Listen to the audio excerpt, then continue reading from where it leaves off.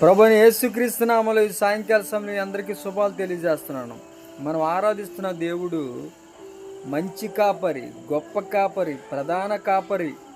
ఇదే విషయాన్ని భక్తుడైనటువంటి దావీదు 23వ సంకీర్తనలో యెహోవా నా కాపరి, నాకు లేమి కలగదు అని యెహోవాను తన కాపరిగా చేసుకున్నటువంటి మంచి ఉద్దేశాన్ని తెలియజేస్తున్నాడు. యెహోవా నా కాపరి, నాకు లేమి కలగదు. తన భరోసా ఏంటంటే దేవుడున్నాడు, నాకేం పర్వాలేదు అనేటువంటి భరోసాను తెలియజేస్తున్నాడు. యేసుప్రభు చెప్పిన డైరెక్టర్గా యేసుప్రభు చెప్పిన మాట ఏంటంటే, నేను గొర్రెలకు మంచి కాపరిని. మంచి కాపరి గొర్రెల కొరకు తన ప్రాణాన్ని పెడతాడు. మనం ఆరాధిస్తున్న దేవుడు మంచి కాపరి, మన కాచి కాపాడే దేవుడు. దావీదు చెప్తున్నాడు, ఆ మంచి కాపరికి ఉన్నటువంటి లక్షణాలన్నీ చెప్తున్నాడు. శాంతికరమైన జలముల యొద్దకు నన్ను నడిపించెను, పక్షి గల చోట్ల నన్ను పరుండజేయును, గాఢాంధకార లోయలో నేను సంచరించిన ఏ అపాయం నాకు రాదని.